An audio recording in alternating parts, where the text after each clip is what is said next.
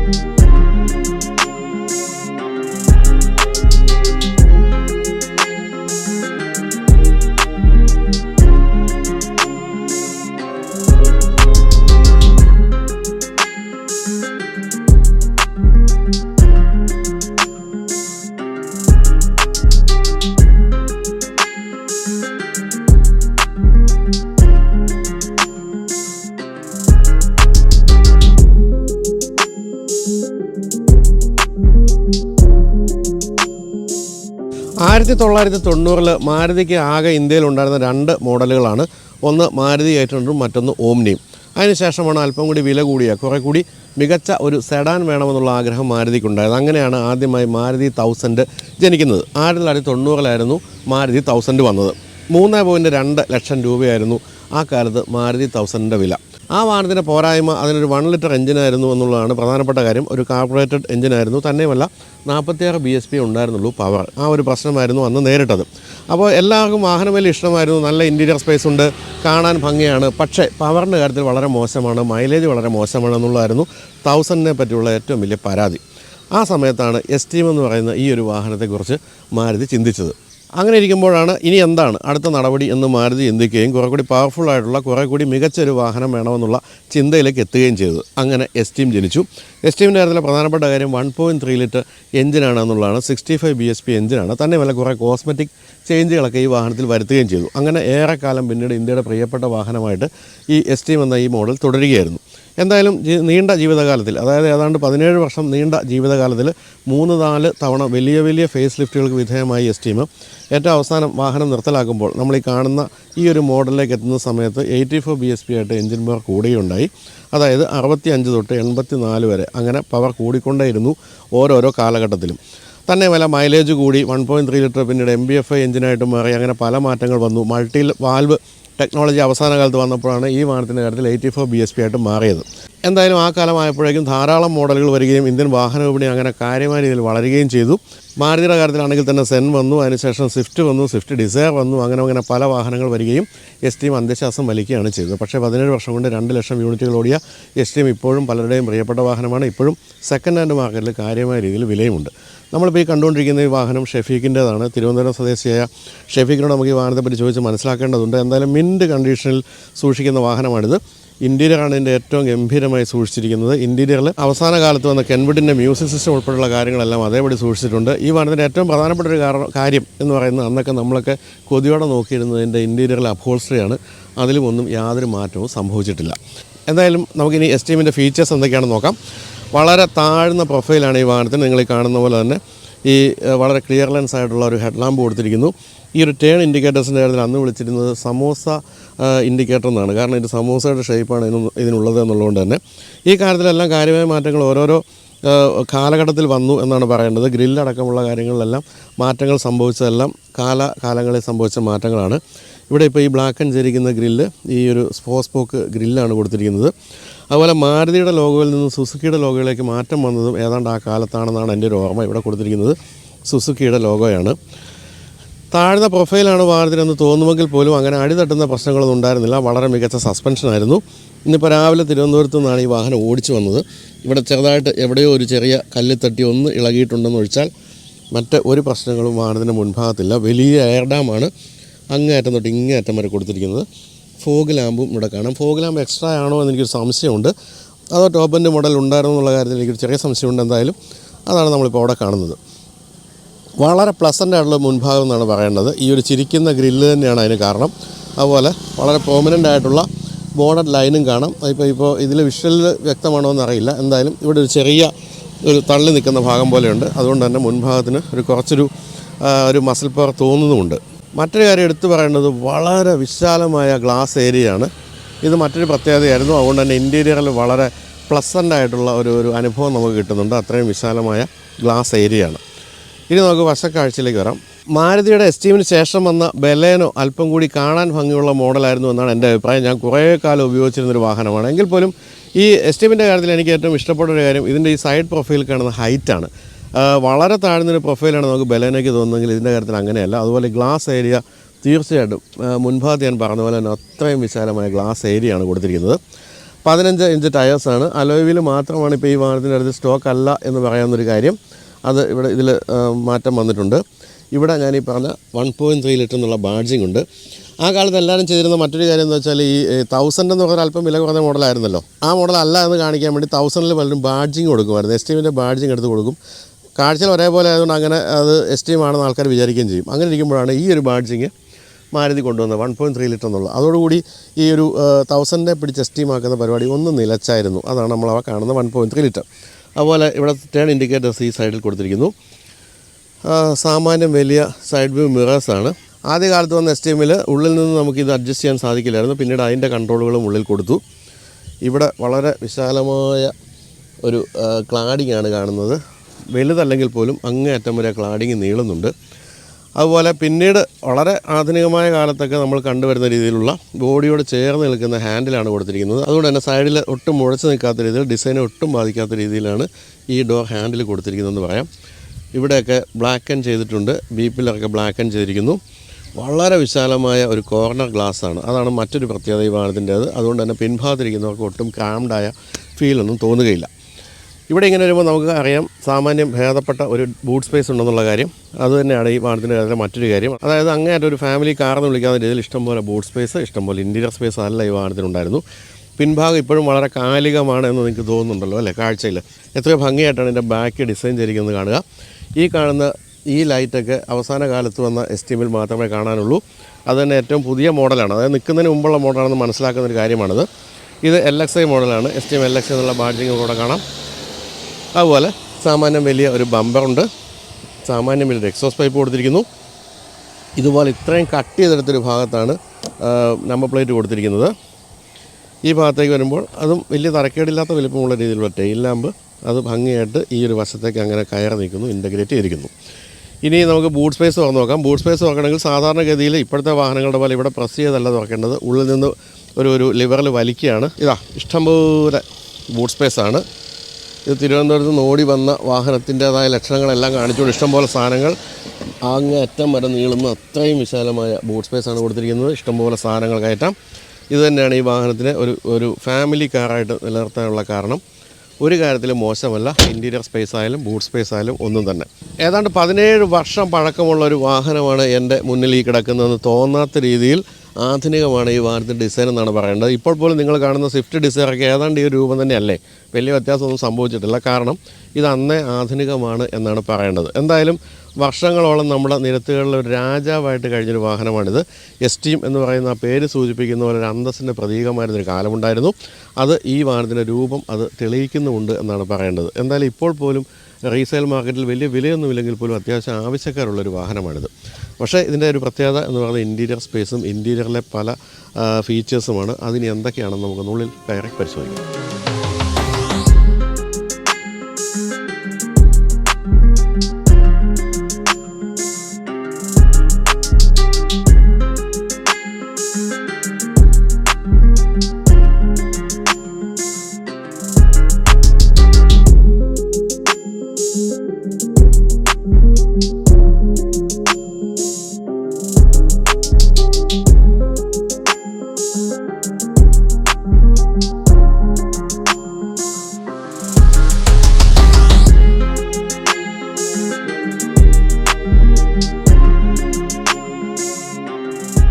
നമ്മൾ എക്സ്റ്റീരിയറിൻ്റെ കാര്യം പറഞ്ഞ പോലെ തന്നെ വളരെ കാലികമാണ് ഇൻറ്റീരിയർ എന്നാണ് പറയേണ്ടത്. അതും വർഷങ്ങളോളം പല പല മാറ്റങ്ങൾക്ക് വിധേയമായ ഇൻറ്റീരിയറാണ്. ഈ വാഹനത്തിൻ്റെ കാര്യത്തിൽ ആദ്യം വന്നപ്പോൾ AC ഉണ്ടായിരുന്നില്ല, പിന്നീട് AC വന്നു, പിന്നീട് ഒരു 3 സ്പീഡ് ഓട്ടോമാറ്റിക് വന്നു. അങ്ങനെ പല മാറ്റങ്ങളും പലപ്പോഴും വന്നുകൊണ്ടിരുന്നു.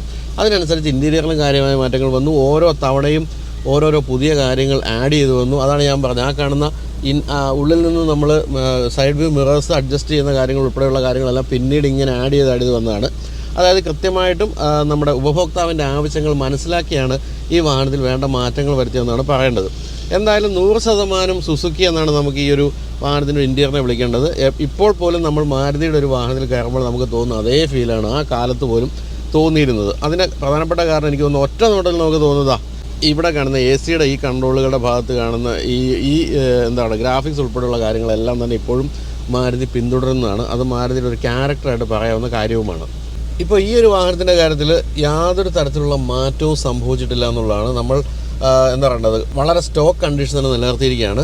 ഇതിൻ്റെ ഏറ്റവും രസകരമായ ഒരു കാര്യം എനിക്ക് തോന്നുന്നു, വളരെ താഴ്ന്നു നിൽക്കുന്ന ഈ ഒരു ഡാഷ്ബോർഡാണ്. ഒട്ടും തന്നെ നമുക്ക് വിസിബിലിറ്റി പ്രശ്നങ്ങൾ ഉണ്ടാകാത്ത രീതിയിൽ താഴ്ന്നു നിൽക്കുന്നു. അല്ലെങ്കിൽ തന്നെ വാഹനം ലോ പ്രൊഫൈലാണ്. അതിൻ്റെ കൂടെ താഴ്ന്ന ഡാഷ്ബോർഡ് കൂടി വന്നപ്പോഴത്തേക്കും വിസിബിലിറ്റി അപാരമെന്നാണ് പറയേണ്ടത്. അതുപോലെ ഗ്ലാസ് ഏരിയ ഫ്രണ്ടിലായാലും സൈഡിലായാലും എല്ലാം വളരെ വിശാലമായ ഗ്ലാസ് ഏരിയ ഉണ്ട്. ഇതിപ്പോൾ ഏറ്റവും പുതിയ വാഹനം, അതായത് ഈ വാഹനം നിർത്തലാക്കുന്നതിന് തൊട്ട് മുമ്പുള്ളൊരു വാഹനമായിരുന്നുകൊണ്ട് തന്നെ ഇതിൻ്റെ അത് ഇഷ്ടംപോലെ ഫീച്ചേഴ്സ് ഉണ്ട്. AC ആണ് പ്രധാനമായിട്ടും പറയാവുന്നൊരു കാര്യം. AC-യുടെ കൺട്രോളുകളൊക്കെ ഇവിടെ കാണാം, മാനുവലായിട്ടുള്ള കൺട്രോളുകളൊക്കെയാണ്. അതുപോലെ ഇതും അവസാന കാലത്ത് പ്രത്യക്ഷപ്പെട്ടതാണ് ഈ ഒരു മ്യൂസിക് സിസ്റ്റം. പയനിയറിൻ്റെ ആണ് ഇതിൽ കൊടുത്തിരിക്കുന്നത്. കെൻവുഡിൻ്റെയാണ് അവസാന കാലത്ത് വന്നതെന്നാണ് എൻ്റെ ഒരു ഓർമ്മ.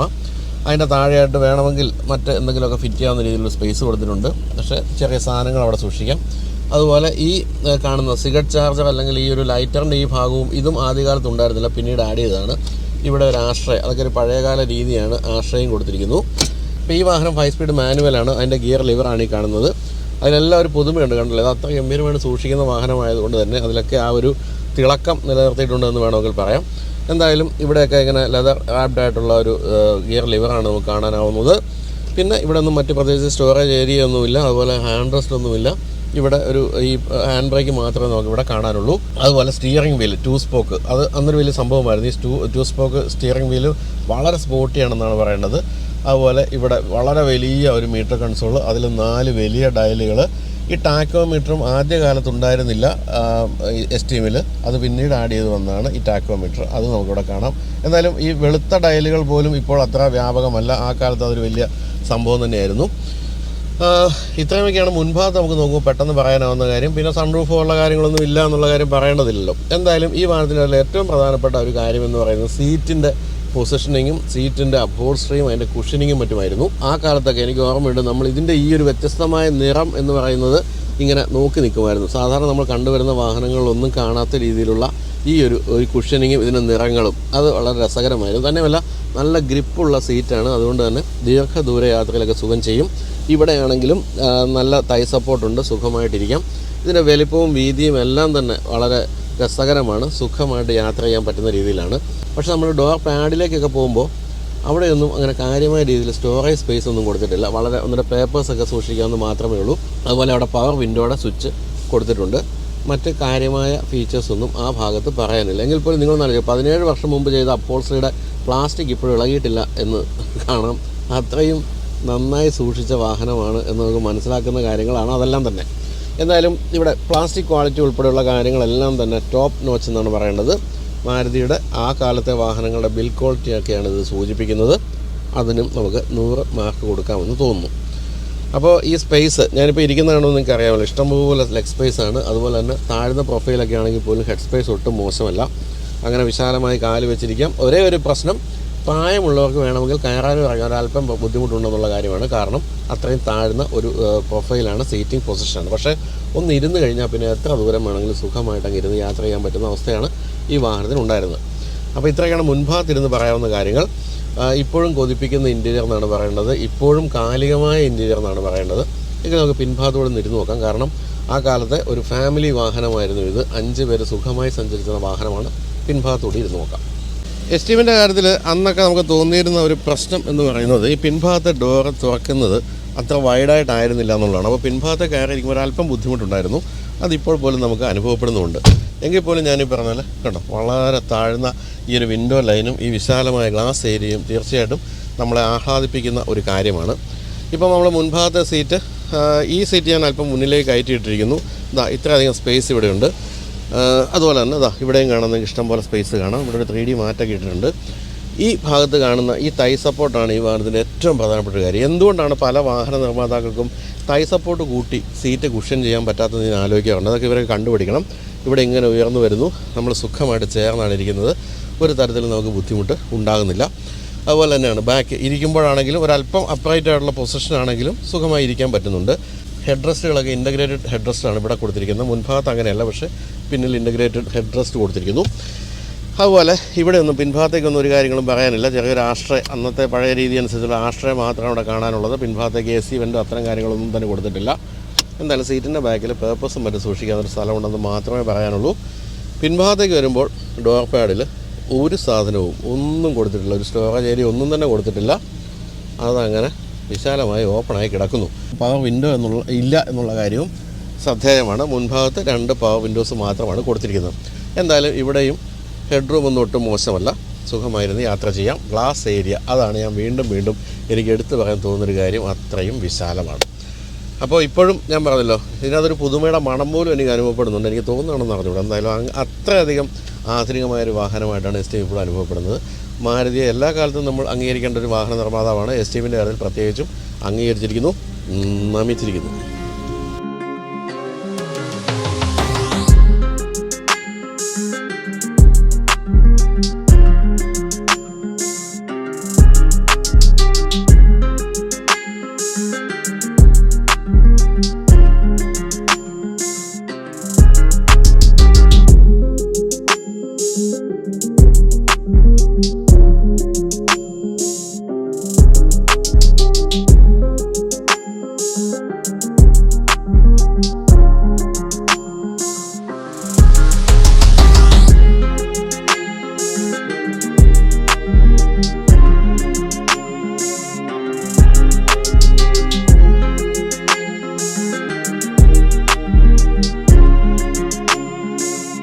അംബാസഡർ പോലുള്ള വാഹനങ്ങളിൽ കുരുങ്ങിക്കിടന്ന വാഹന വിപണി, ഇന്ത്യയിലെ വാഹന വിപണി, മാരുതി എന്ന വാഹന നിർമ്മാതാവ് വന്നപ്പോൾ എന്തുകൊണ്ടാണ് 2 കൈയിൽ നീട്ടി സ്വീകരിച്ചത് എന്നുള്ളതിൻ്റെ ഉദാഹരണം മാരുതിയുടെ ഓരോ വാഹനങ്ങൾ ഓടിക്കുമ്പോൾ നമുക്ക് മനസ്സിലാവും.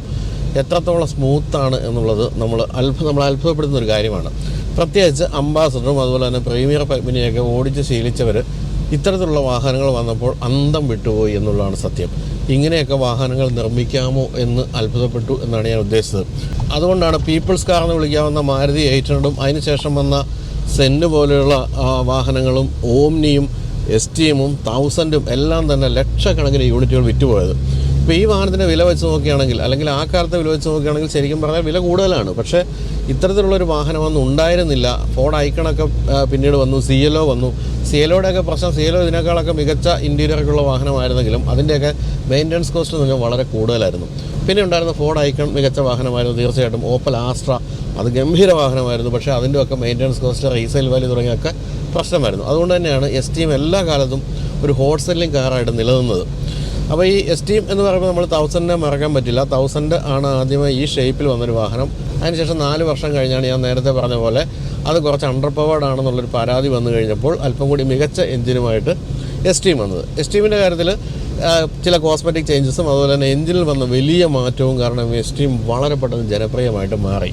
ഇപ്പോഴും നമുക്ക് 1000 ഓടിക്കുമ്പോൾ ആ ഒരു അണ്ടർ പവേർഡ് ആയിട്ടുള്ള വാഹനത്തിൻ്റെ ഫീൽ തന്നെയാണ് ലഭിക്കുക.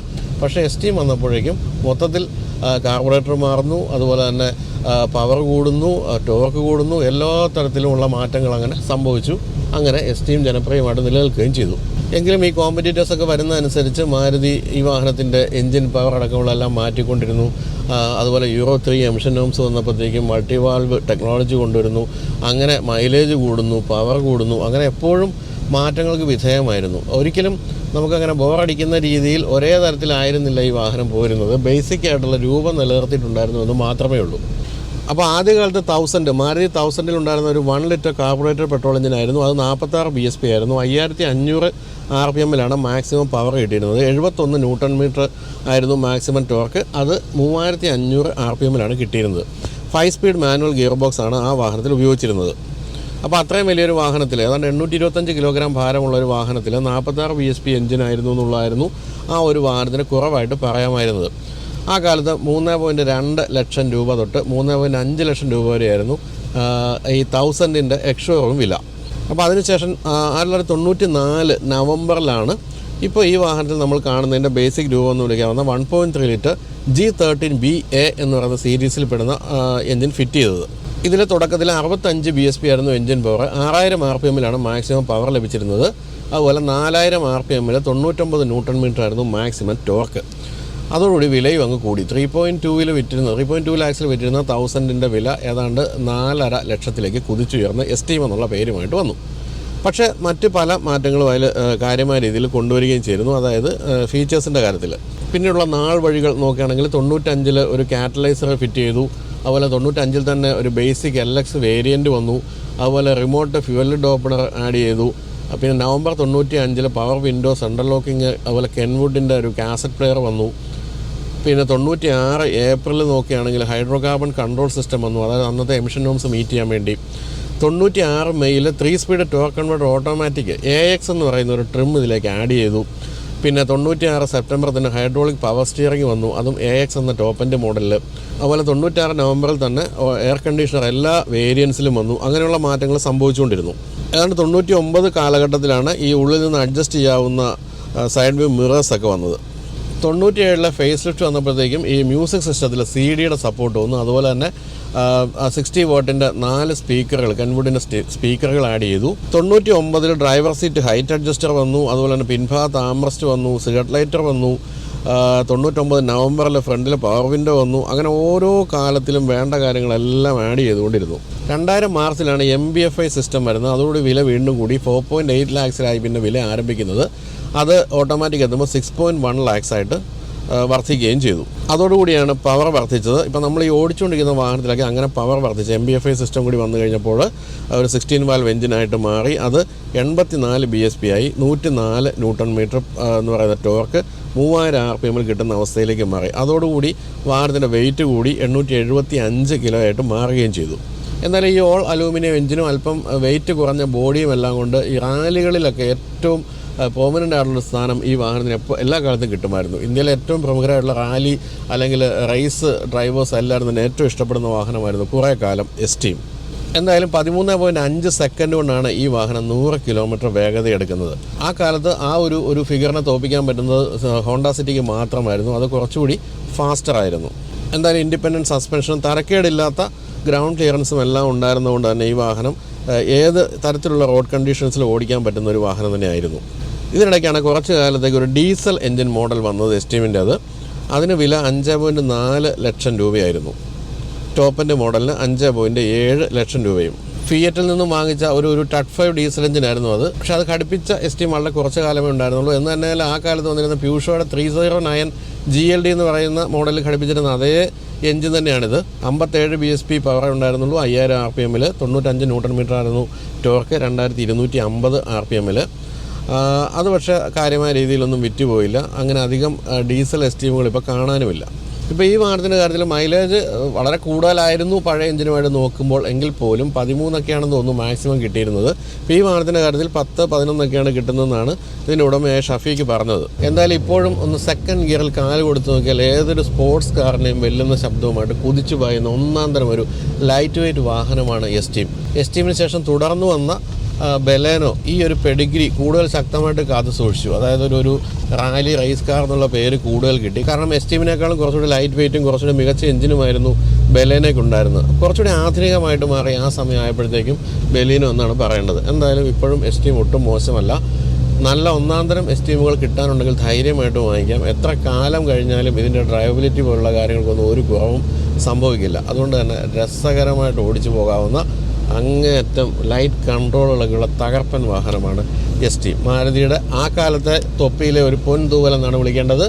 ഇപ്പോഴും മാരുതി ഓണേഴ്സിന് ഏറ്റവും ഇഷ്ടപ്പെട്ട വാഹനമായിട്ട് എസ്റ്റീം നിലനിൽക്കുന്നുണ്ട്. അപ്പോൾ എന്തായാലും നമ്മുടെ ഈ വാഹനം കൊണ്ടുവന്ന രണ്ടുപേരോടും, അതായത് ഷഫീഖിനോടും അതുപോലെ വിഷ്ണുവിനോടും നന്ദി പറയുന്നു. കാരണം മെനക്കെട്ട് രാവിലെ തിരുവനന്തപുരത്ത് നിന്നാണ് നമുക്ക് ഈ വാഹനം എത്തിച്ചു തന്നത്. ഇവിടെ ഒന്നും സ്റ്റോക്ക് കണ്ടീഷനുള്ള ഒരു എസ്റ്റീം കിട്ടുന്നില്ല എന്നുള്ളതാണ് പ്രശ്നം. ഇവിടെയൊക്കെ എല്ലാവരും അതിലൊക്കെ കാര്യമായ രീതിയിൽ മോഡിഫിക്കേഷൻ നടത്തിയാണ് കൊണ്ടു നടക്കുന്നത്. അപ്പോൾ നമ്മൾ ഒരു സ്റ്റോക്ക് കണ്ടീഷനുള്ള എസ്റ്റീമിന് വേണ്ടിയുള്ള കാത്തിരിപ്പാണ് ഇപ്പോൾ സഫലമായിരിക്കുന്നത്.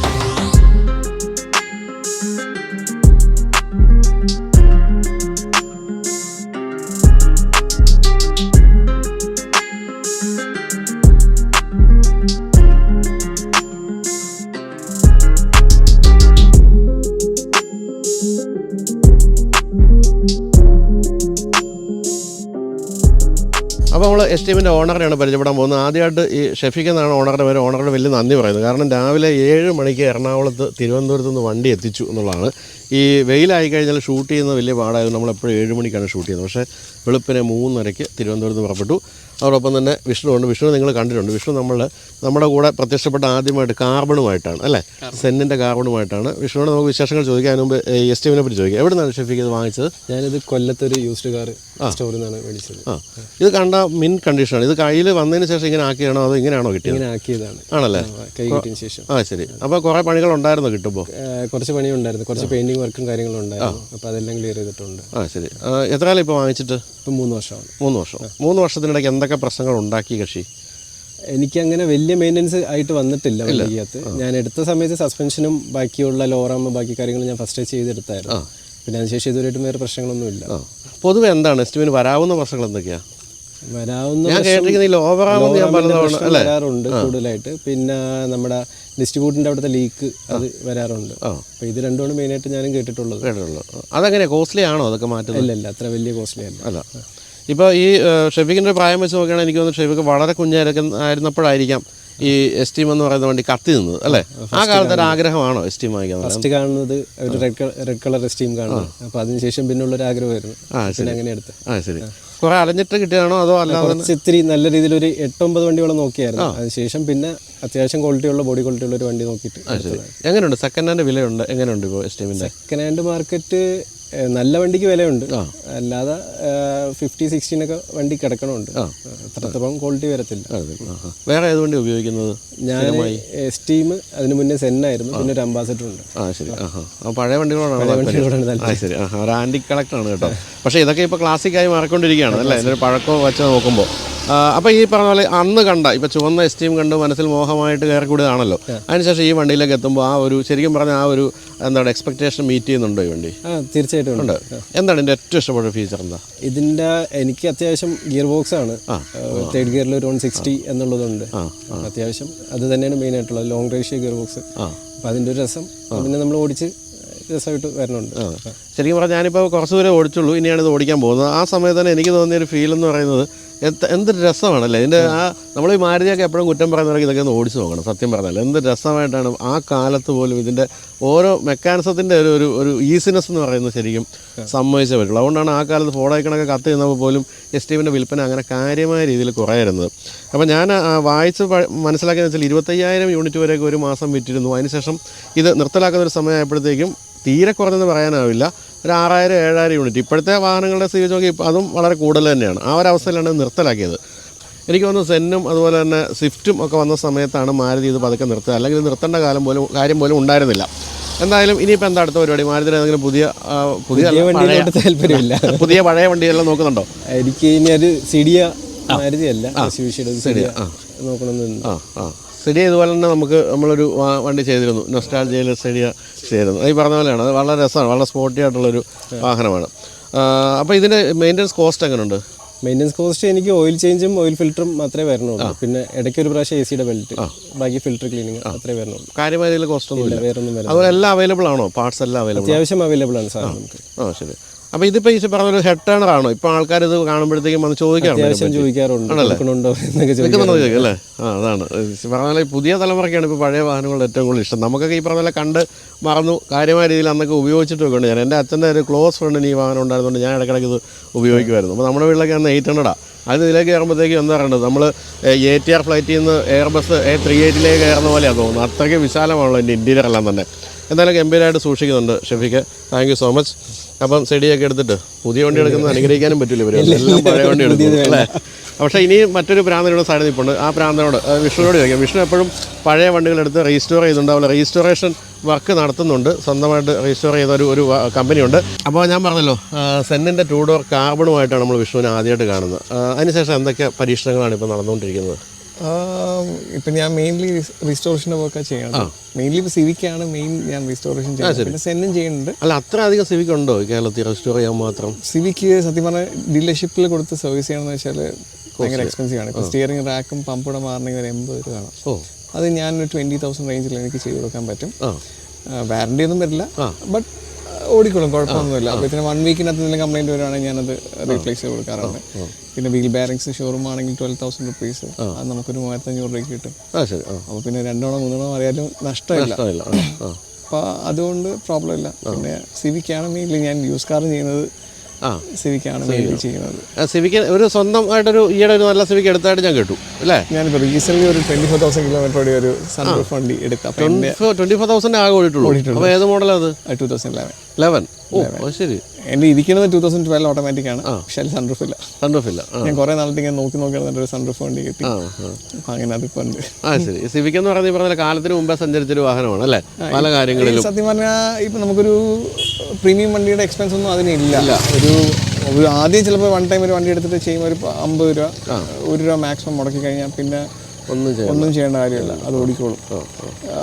എല്ലാ സാധനവും ആഫ്റ്റർ മാർക്കറ്റിൽ അവൈലബിൾ ആണ്, അതും റേറ്റ് ഭയങ്കര റീസണബിൾ ആണ്. ഷോറൂമിൽ കൊടുക്കാനാണെങ്കിൽ നടക്കില്ല, എക്സ്പെൻസീവ് ആണ്, അതാണ് കാര്യം വരുന്നത്. ഇനി എന്താ പുതിയ വേറെ എന്തെങ്കിലും നോക്കുന്നുണ്ടോ? പുതിയ ഇങ്ങനെ ഉണ്ട് 2 വേണം, ഒന്നും ഫൈനലൈസ് ചെയ്തിട്ടില്ല. ഇപ്പോൾ സത്യം പറഞ്ഞാൽ പഴയ കാറിന് ഇപ്പോൾ എവിടെയില്ലാത്ത വിലയായി മാറിക്കൊണ്ടിരിക്കും. നമ്മൾ വീട്ടുകാർക്ക് ഇപ്പോൾ അഡ്ജസ്റ്റ് ആയി. എനിക്ക് പണ്ട് ചോദിക്കും, ഈ പഴയ പാട്ട വണ്ടി ഓടിക്കാനാണ് ഇത്രയും പൈസ മേടിച്ചോണ്ട് വന്ന് ചോദിക്കും. ഇപ്പോൾ പിന്നെ ചോദിക്കാറില്ല, കാര്യങ്ങളെല്ലാം മനസ്സിലായി. എന്നുവെച്ചാൽ ഈവൻ 2 ഡോർ ആണെങ്കിലും സെന്നാണെങ്കിൽ പോലും ഒരു 2002 മോഡൽ വെൽ മെയിൻറ്റൻസ് സെന്നിന് ഇപ്പോഴും ഒരു 1 lakh കൊടുക്കണം. എന്ത് റീസെയിൽ വാല്യൂ ഒന്ന് ആലോചിച്ചു. അപ്പോൾ അത്രയും ആൾക്കാർ ഇപ്പോൾ സാറ് നേരത്തെ പറഞ്ഞ മാതിരി യങ് ജനറേഷൻ, അവർക്കാണ് ഇതിനെപ്പറ്റി ഒരു വാല്യൂ ഉള്ളത്. അതെ, ശരിയാണ്. നമ്മുടെ ഈ നൊസ്റ്റാൾജിയ എന്ന് പറഞ്ഞ ഈ പ്രോഗ്രാമൊക്കെ അതിന് വലുതായിട്ടൊരു ബാക്കപ്പ് ചെയ്തിട്ടുണ്ടെന്ന് എനിക്ക് തോന്നുന്നുണ്ട്. ഇതിൻ്റെ ഒരു വാല്യൂ തീർച്ചയായിട്ടും ഭയങ്കരമായിട്ട് ഇമ്പ്രൂവ് ചെയ്തിട്ടുണ്ട്. ഈവൻ സെൻ കാർബൺ വീഡിയോ വന്ന സമയത്ത് ഒരു ഫ്രണ്ട് വണ്ടി കൊടുക്കാനിട്ടിട്ട് വിൽക്കാതെ ഇങ്ങനെ 3-4 മാസമായിട്ട് കിടക്കുക. അപ്പോൾ ഈ ഞാൻ പറഞ്ഞ വീഡിയോ വരുന്നുണ്ട്, സൺഡേ വീഡിയോ റിലീസ് ആവും, നോക്കാൻ പറഞ്ഞു. പുള്ളി പറഞ്ഞതാ എനിക്കൊരു 10-200 മെസ്സേജ് വന്നു. അത് വീഡിയോ രാവിലെ വന്ന് ഉച്ചയായപ്പോൾ പുള്ളിക്ക് അത് അഡ്വാൻസ് അല്ല, ഫുൾ പേയ്മെന്റ് ആയി. 3 പേര് വന്നിട്ട് പുള്ളി പറഞ്ഞ വിലയിൽ നിന്ന് 20,000-30,000 അധികത്തിനാണ് വിറ്റത്. കമ്മീഷൻ ചോദിക്കാം തീർച്ചയായിട്ടും. അപ്പൊ ആ ഒരു ഇതാണ്. പിന്നെ പലർക്കും ഇപ്പോഴും അറിഞ്ഞുകൂടാ സെന്നിനൊക്കെ 2 ഡോർ ഉണ്ടോ, ഇത്രയും വിലയുണ്ടോ. അതെ, നമ്മളിപ്പോൾ ഇത് ഷൂട്ട് ചെയ്തുകൊണ്ടിരിക്കുന്ന ശ്യാമിൻ്റെ അടുത്ത് ഞാൻ ഡയലോഗ് പറഞ്ഞപ്പോൾ ശ്യാം കേട്ടിട്ടില്ല ഈ 2 ഡോർ. അതൊരു ഡിഫറൻസ് വരുന്നത്. അത് ആപ്പാടെ 300 യൂണിറ്റ് വീതമല്ലേ സെന്നും കാർബണും സ്റ്റീലും 300 വണ്ടി, 300 കാർബൺ 300 സ്റ്റീൽ. പിന്നെ ഏറ്റവും വലിയ പ്ലസ് പോയിന്റ് എന്ന് പറയുന്നത് ഇപ്പോൾ ഈ വണ്ടിയുടെയൊക്കെ ഒരു ക്വാളിറ്റി, ഇപ്പോൾ 20 വർഷം പഴക്കണമെന്ന് പറഞ്ഞാലും അതിൻ്റെ ഒരു ബിൽ ക്വാളിറ്റി ഇപ്പോഴത്തെ കാറൊന്നും സത്യം പറഞ്ഞാൽ നമുക്ക് അത്രയും കൊണ്ട് ഡൈജസ്റ്റ് ആവില്ല. പിന്നെ ഈ പറഞ്ഞ ഏറ്റവും പുതിയ ജർമ്മൻ കാറുകൾ പോലും അങ്ങനെ അവരും കുറച്ച് പ്ലാസ്റ്റിക്സിന്റെ ക്വാളിറ്റിയും എല്ലാം കുറച്ചു. പിന്നെ അതുപോലെ ഇപ്പോൾ ഒരു നല്ല വണ്ടി വാങ്ങണമെങ്കിൽ ഒരു 20 ലക്ഷം രൂപയ്ക്ക് ഉണ്ടോ? നല്ല വണ്ടി ഇല്ല. ശരിയാണ്. സിറ്റി ടോപ്പ് എൻഡ് ഓട്ടോമാറ്റിക് എടുക്കണമെങ്കിൽ 21 lakhs മിനിമം കോസ്റ്റ്. ശരിയാ. നല്ലൊരു വണ്ടി. അതെ അതെ. പിന്നെ ഈ പറഞ്ഞ പോലെ ഇപ്പോൾ ഈ സ്ലാവിയയോ അങ്ങനെയൊക്കെയുള്ള പുതിയ വണ്ടി എല്ലാം 20-യുടെ നോക്കണ്ട. 10-ന്റെ ഒരു നല്ല സെഡാൻ പറയാൻ എനിക്ക് തോന്നുന്നത് അമേസ് മാത്രമേ ഉള്ളൂ. വേറെ ഒരു വണ്ടിയില്ല. പക്ഷെ ഇപ്പോൾ ഈ സിവിക്ക് ഇങ്ങനത്തെ വണ്ടികളൊക്കെ ഉപയോഗിച്ചിട്ട് അതിലോട്ട് മാറുമ്പോൾ നമുക്ക് ഒട്ടും ഇഷ്ടപ്പെടത്തില്ല. വാലിഫോം വണ്ടി നമുക്ക് ഫീൽ ചെയ്യത്തില്ല. അപ്പോൾ എന്നാലും താങ്ക് യു സോ മച്ച്. അപ്പോൾ ഇനിയും ഇത്തരം നൊസ്റ്റാൾജിക് ആയിട്ടുള്ള വണ്ടികൾ വരുമ്പോൾ പറയാം. തീർച്ചയായും. വിഷ്ണുവിൻ രാവിലെ കൊല്ലത്തുനിന്ന് ഷഫീഖ് കൊല്ലത്ത് പിക്ക് ചെയ്തിട്ട് വന്നാണ്. രണ്ടുപേരോടും അങ്ങേയറ്റം താങ്ക്സ് പറയുന്നു കേട്ടോ. Thank you so much.